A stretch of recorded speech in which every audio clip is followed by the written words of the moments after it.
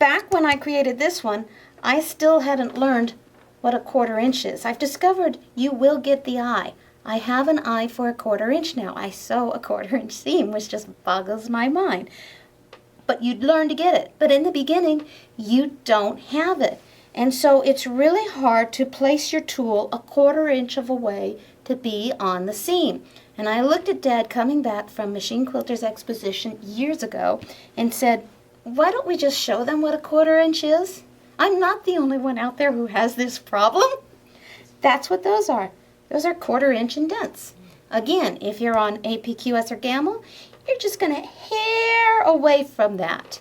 If you're on everybody else except Tin Lizzy, you're going to be right on your seam.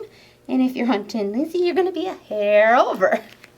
You line it up, and as Kathy Frank says, this is the Stitch in the Ditch tool.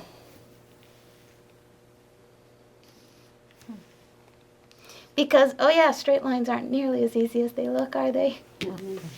But I can't just have a tool do one thing.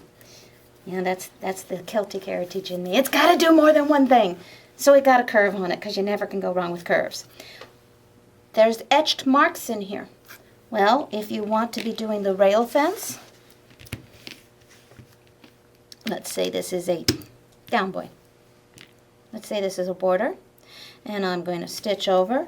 I can line up my tool.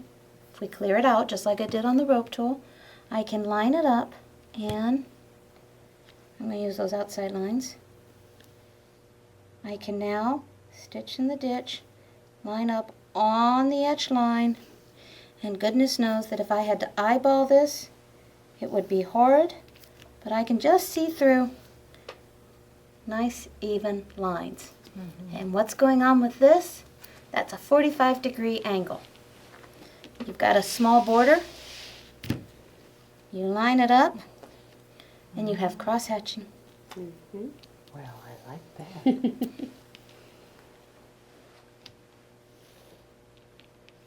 have to try. Now if you have, let's say this is wider than you need.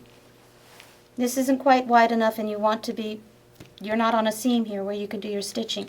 Just lock that stitch and hop it. Lock that stitch and hop it. Oh. And when you've rolled it down, you can repeat. That's what templates are going to do, because they will give you that straight line that really, this will also show you when the seams aren't quite straight. But you work with it. You go from there. It'll help work it out.